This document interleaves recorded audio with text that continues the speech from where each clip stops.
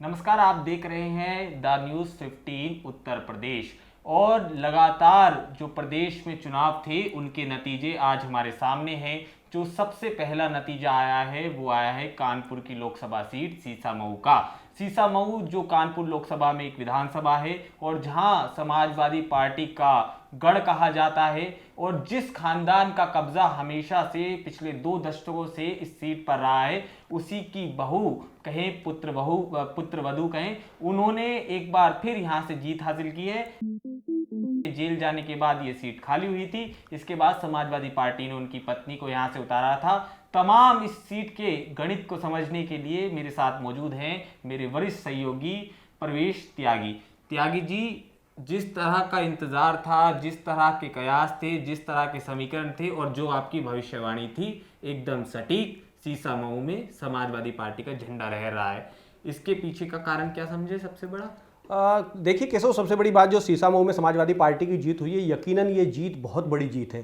क्योंकि जिस तरीके के माहौल में उत्तर प्रदेश में उपचुनाव हुआ, उस माहौल को देखें तो जो सबसे बड़ी समाजवादी पार्टी का गढ़ कही जा रही थी, जो सीट कुंदरकी, वहाँ कहीं ना कहीं भारतीय जनता पार्टी ने बम्पर जीत हासिल की है, कब्जा कर लिया है। एक तरीके से कहें तो भारतीय जनता पार्टी ने कुंदरकी में, मुरादाबाद जिले की ये सीट है। और ऐसी स्थिति में अगर सीसामऊ की सीट, जो एक महिला जिसका पति अभी भी जेल में है, वो संघर्ष करके चुनाव लड़के जीती है, तो नसीम सोलंकी की जो ये जीत है वो बहुत बड़ी जीत है। और कई मायनों में समाजवादी पार्टी और सोलंकी परिवार के लिए ये जीत बड़ी अहम है अगर इसको देखा जाए। दरअसल क्या है कि समाजवादी पार्टी का यहाँ जो जीत का जो मामला पूरा का पूरा जो दारमोदार था, वो कहीं ना कहीं दलित मतदाताओं पर था, दलित वोटों पर था। और जो दलित मतदाता है, आप देखिए कि यहाँ पर आजाद समाज पार्टी ने अपना प्रत्याशी नहीं उतारा था, लेकिन बहुजन समाज पार्टी का अपना प्रत्याशी था, जो ब्राह्मण चेहरा था, कहीं ना कहीं वीरेंद्र शुक्ला थे, उनको यहाँ पर मैदान में उतारा था भाजपा ने, बसपा ने। और भाजपा का जो चेहरा था वो भी ब्राह्मण चेहरा था, सुरेश अवस्थी थे।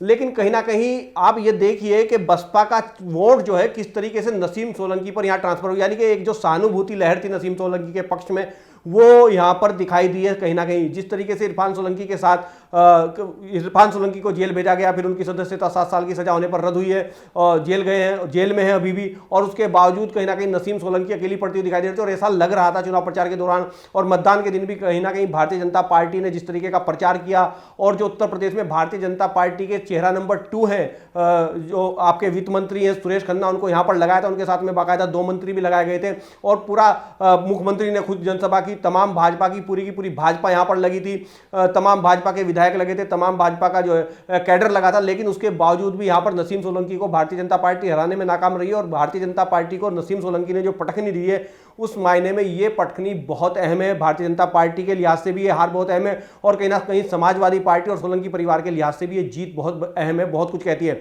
सबसे बड़ी बात, जो सबसे बड़ा फैक्टर है, वो दलित वोटों का यहाँ पर रहा है। जिस तरीके से यहाँ पर बसपा ने दलित और बढ़िया, यानी कि दलित और ब्राह्मण जो वोटों का कार्ड खेलने की कोशिश की थी वीरेंद्र शुक्ला को प्रत्याशी बनाकर, वो चलता हुआ नहीं दिखाई दिया। ना यहाँ बसपा के साथ ब्राह्मण आया, ना यहाँ बसपा के साथ कहीं ना कहीं दलित आया। और जो दलित मतदाता था वो कहीं ना कहीं समाजवादी पार्टी में शिफ्ट करता हुआ दिखाई दिया। और जो साल 2022 का नतीजा था सीसामऊ का, वही साल 2024 में भी उपचुनाव में यहाँ सीसामऊ में देखने को मिला है। अगर बात वोटों की करें तो वोटों के मामले में नसीम सोलंकी को जो है वो यहाँ पर लगभग 70,000 वोट मिला है और भारतीय जनता पार्टी को जो है वो लगभग जो है 61,000 वोट मिला है। तो लगभग 8,500 वोटों का डिफरेंस है, 8,500 वोटों का अंतर है नसीम सोलंकी और भारतीय जनता पार्टी में हार जीत का जो अंतर है।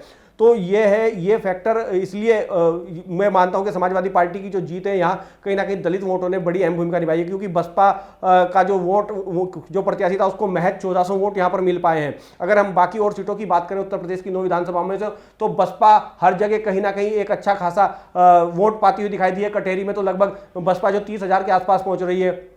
इसी तरह खैर में भी बसपा जो है लगभग 15,000 के आसपास पहुंच रही है। और दूसरी सीटों पर भी बसपा जो है वो करीब 10,000 के आसपास, कहीं 5,000 है तो कहीं 10,000 के आसपास पहुंच रही है।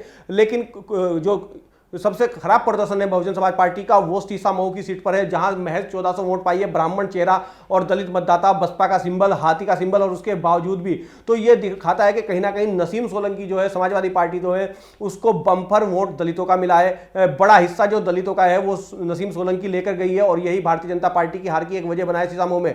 क्योंकि इतना बड़ा तामझाम और इतना बड़ा पूरा सरकार का लग जाना, पूरा मुख्यमंत्री का लगातार इस सीट पर पूरी ताकत झोंक देना, और चुनाव से पहले भी जिस तरीके की जनसभा, जिस तरीके की रैलियां तैयारियां यहाँ पर योगी आदित्यनाथ ने की थी और बाकायदा सुरेश खन्ना, क्योंकि यहाँ पर अगर आपको मैं बताऊं कि यहाँ पर जो बड़ा फैक्टर है वो कहीं ना कहीं कायस्थ मतदाता हैं, ब्राह्मण मतदाता हैं और दलित और मुसलमान हैं, क्योंकि मुसलमानों की भी यहाँ पर करीब करीब 38 से 40% वोट बताई जाती है, उतनी तादाद इस सीट पर है।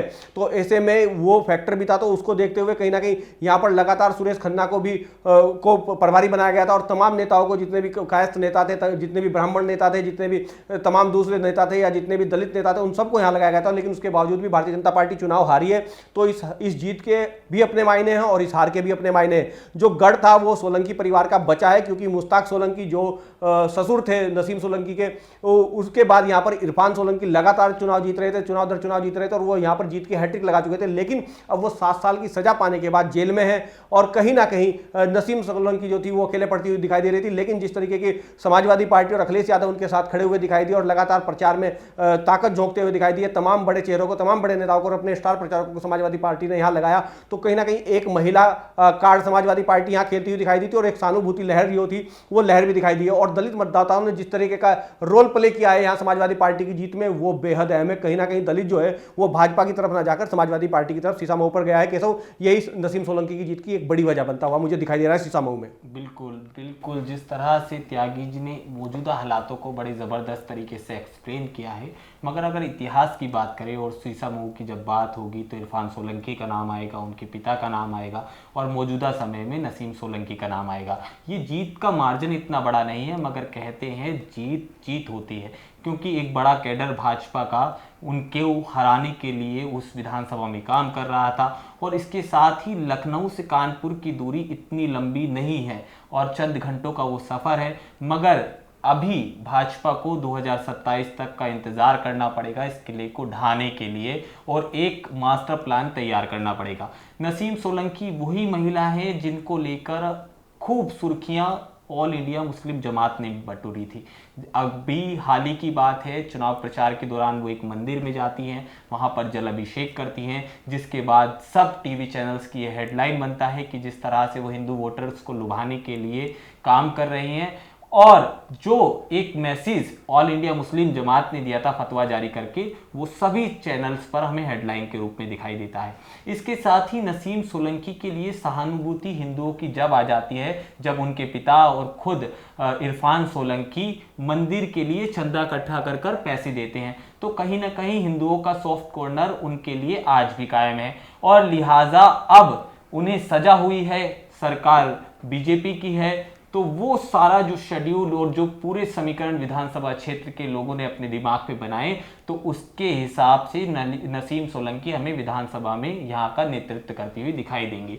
इसके साथ ही जो पूरा समीकरण इस सीट का कह रहे हैं, जैसे त्यागी जी आपको पूरा दलित वोट बैंक दर परत आपको समझा रहे हैं कि जिस तरह से पूरे शीशामऊ में खेल हुआ, वोट बढ़ता दिखाई दिया, मुख्यमंत्री योगी आदित्यनाथ समेत सारे वित्त मंत्री की बात कही जाए या दूसरे कैबिनेट मंत्री की बात की जाए, वो गली गली में जाकर इस सीट पर प्रचार कर रहे थे और यहां से एक मैसेज जाना था पूरे प्रदेश में 2027 के लिए कि समाजवादी का जो किला था वो बीजेपी ढहाने में कामयाब हो गई। लिहाजा मौजूदा हालातों में वो असंभव हो गया है, क्योंकि सबसे पहले जिस सीट के नतीजे हमारे सामने आए थे वो शीशामऊ की सीट थी। हाँ, शुरुआत के आंकड़ों की बात की जाए, पहले दूसरे राउंड में हमें नसीम सोलंकी पीछे चलती हुई भी दिखाई दी, मगर देर आए दुरुस्त आए, तो समाजवादी पार्टी इस समय यही कह रही होगी, अंत भला तो सब भला। आखिरकार एक जीत हमें यहाँ से समाजवादी पार्टी की देखने को मिली और वो अपना किला बचाने में कामयाब हुई। ऐसे में अब इरफान सोलंकी को लेकर सरकार की क्या कुछ मंशा रहेगी और अब आने वाले समय में हम उन्हें किस तरह से देखेंगे, क्योंकि उनको चुनाव प्रचार के लिए भी तमाम कोशिशों के बाद भी उन्हें बाहर नहीं आने दिया। और ये जो वोट अगर नसीम सोलंकी को मिला है, मैं वही वाला सवाल दोबारा दोहराऊंगा त्यागी जी, तो इरफान सोलंकी की सिंपैथी भी तो एक बड़ा फैक्टर इस वोट बैंक में रहेगी। नहीं कैसे, कहीं ना कहीं सिंपैथी है और सिंपैथी दिख भी रही है। जो चुनाव परिणाम आया है उसमें चुनाव परिणाम में सिंपैथी दिख भी रही है। जिस तरीके से बीच चुनाव के दौरान कहीं ना कहीं इरफान सोलंकी को बेल मिल गई थी हाई कोर्ट से, लेकिन उसके बावजूद भी जेल से रिहाई उनकी नहीं हो पाई है, तो कहीं ना कहीं ये भी फैक्टर बना है। उनको लगा है कि सरकार नहीं चाहती है कि इरफान सोलंकी जेल से बाहर आए, सरकार नहीं चाहती कि इरफान सोलंकी को जो है जेल से बाहर आकर वो पार्टी के लिए, अपनी पत्नी के लिए प्रचार प्रचार करें, तो कहीं ना कहीं ये फैक्टर भी काम करता दिखाई दिया है। और सबसे बड़ी बात यह है कि जिस तरीके से नसीम सोलंकी ने चुनाव लड़ा है, नसीम सोलंकी के जो चुनाव का जो पैटर्न था, मैंने यही पैटर्न सेम लोकसभा चुनाव के दौरान और लोकसभा चुनाव के बाद भी कहीं ना कहीं गाजीपुर के जो सांसद है अफजाल अंसारी, उनका चुनाव प्रचार का मैंने पैटर्न देखा, उनके परिवार का पैटर्न देखा, उनकी बेटी के चुनाव प्रचार का मैंने यही पैटर्न देखा था। तो नसीम सोलंकी कहीं ना कहीं गुरुद्वारे भी जा रही थी, नसीम सोलंकी कहीं ना कहीं मंदिर भी जा रही थी, नसीम सोलंकी कहीं ना कहीं जो दरगाह भी जा रही थी, नसीम सोलंकी जो है तमाम जो धार्मिक स्थल थे सभी धर्मों के उन धार्मिक स्थलों पर जा रही थी। और यहाँ मैं बता दूं आपको कि कहीं ना कहीं सिख मतदाता भी यहाँ पर एक अच्छी खासी संख्या रखता है, जो सीसामऊ का जो इलाका है। तो सिखों का जो सॉफ्ट कॉर्नर था वो भी कहीं ना कहीं नसीम सोलंकी के साथ था, और वो भी दिखाई दिया है। जिस तरीके की 8,500 से अधिक वोटों की जीत है नसीम सोलंकी की,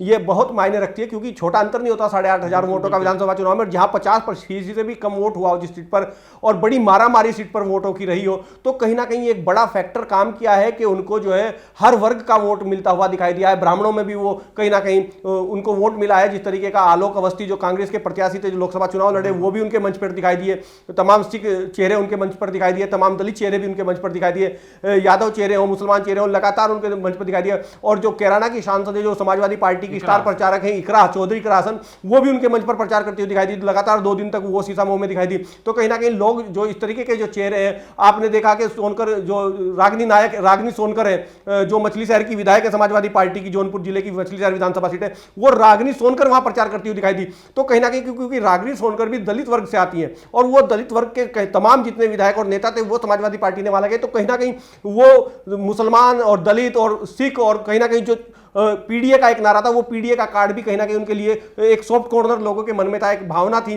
कहीं ना कहीं वो भावना, वो सॉफ्ट कॉर्नर जो लोगों के मन में था, जनता के मन में था, वो यहाँ पर नसीम सोलंकी के हक में काम करता हुआ दिखाई दिया है। यही वजह है कि आज नसीम सोलंकी तमाम तामझाम के बावजूद, तमाम कोशिशों के बावजूद भी भारतीय जनता पार्टी को मात देने में सफल रही है। और कहीं ना कहीं जो हाथी है, जो बसपा है, वो कहीं ना कहीं पूरी तरह यहाँ साफ हो गई है। हाथी की जो चाल को लेकर बात की जा रही थी, वो चाल जो है हाथी अपनी चल ही नहीं पाया, और चलने से पहले कहीं ना कहीं हाथी जो है यहाँ पर पूरी तरह सीसामऊ में बैठा हुआ नजर आया कि वो उठ ही नहीं पाया। और समाजवादी पार्टी की जो साइकिल थी वो यहाँ पर रफ्तार पकड़ गई, और कहीं ना कहीं कमल जो था, जिसके खिलने के चांसेस बहुत ज़्यादा दिखाई दे रहे थे, वो मुरझाता हुआ दिखाई दिया है। ये एक बड़ा फैक्टर काम करता हुआ मुझे सीसामऊ में दिखाई दिया है। कैसे?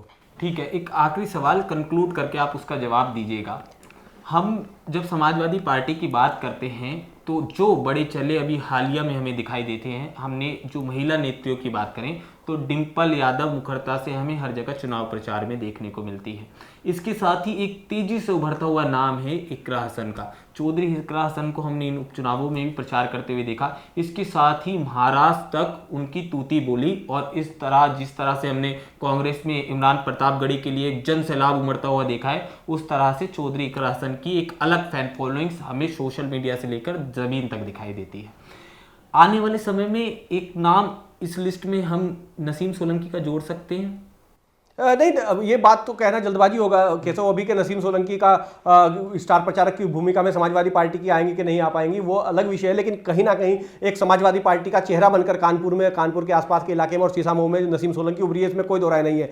लेकिन जहाँ तक इकरा हसन की बात है, इकरा हसन को आपने देखा कि जो 2 लोग विधानसभा सीटों पर जहाँ वो समाजवादी पार्टी के प्रत्याशी महाराष्ट्र में लड़ रहे थे, जिन सीटों पर वो प्रचार करती हुई नजर आई थी, वहाँ पर भी समाजवादी पार्टी 2 सीटें जीत गई है महाराष्ट्र में, जो मेरी जानकारी में भी आया है। तो कहीं ना कहीं अपनी जो 2 पुरानी सीटें थी समाजवादी पार्टी, उनको बचाने में कामयाब रही है। 2 के आंकड़े पर महाराष्ट्र में समाजवादी पार्टी पिछली बार भी थी और इस बार भी उनका आंकड़ा बरकरार है। तो कहीं ना कहीं उनका जादू जो है, उनकी कोशिश जो है, वो प्रचार में महाराष्ट्र में भी दिखाई दी है। और उसका इस बार कहीं ना कहीं अबू आसिम आजमी की बात करें, जो आजमगढ़ से आते हैं, वो कहीं ना कहीं फंसते हुए नजर आ रहे थे। जिस तरीके की उनकी घेराबंदी की गई थी, उनकी जो सीट पर घेराबंदी की गई थी मानखुर्द में, वो घेराबंदी में लग रहा था कि अबू आसिम आजमी इस बार लूज कर सकते हैं। लेकिन उसके बावजूद भी तमाम जिस तरीके का प्रचार में ताकत झोंकी गई, वो वहां पर जीत गए हैं। तो हम सीसामऊ पर वापस आते हैं और सीसामऊ के बारे में आपको बताते हैं कि जिस तरीके से सबसे अहम बात यह थी कि इस चुनाव में भारतीय जनता पार्टी का तो गढ़ केवल एक ही सीट थी जिसकी हम बात करें, वो गाजियाबाद थी।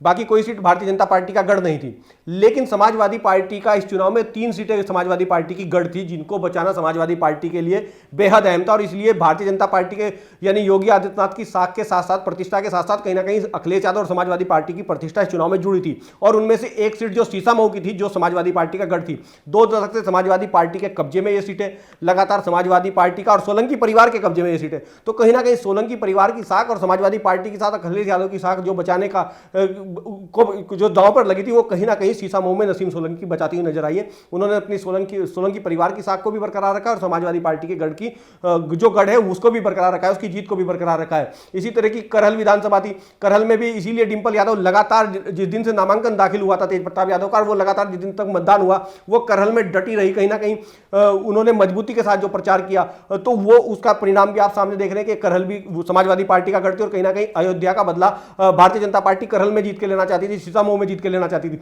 लेकिन सीसामऊ और करहल में भारतीय जनता पार्टी की कोशिशें, तमाम कोशिशें नाकाम हो गई। समाजवादी पार्टी का गढ़ ढा नहीं पाई भारतीय जनता पार्टी, लेकिन कुंदरकी में भारतीय जनता पार्टी ने इस बार गढ़ ढा दिया और उसके पीछे का भी वजह जो कहीं ना कहीं है वो मुस्लिम मतदाता है, मुस्लिम फैक्टर है। वही काम करता हुआ रामवीर सिंह ठाकुर और भारतीय जनता पार्टी के पक्ष में काम करता हुआ दिखाई दे रहा है। लेकिन जिस तरीके की नसीम सोलंकी की जीत सीसामऊ में है, ये बहुत अहम जीत है, क्योंकि जिस तरीके का नैरेटिव, जिस तरीके का मुद्दा बनाने की कोशिश इरफान सोलंकी को लेकर भारतीय जनता पार्टी ने की थी और इन सीटों पर कब्जा करने की कोशिश भारतीय जनता पार्टी ने की थी, उसमें भारतीय जनता पार्टी ने मुंह की खाई, एक तरीके से कहने के बड़ी तरह से नाकाम भारतीय जनता पार्टी हुई है।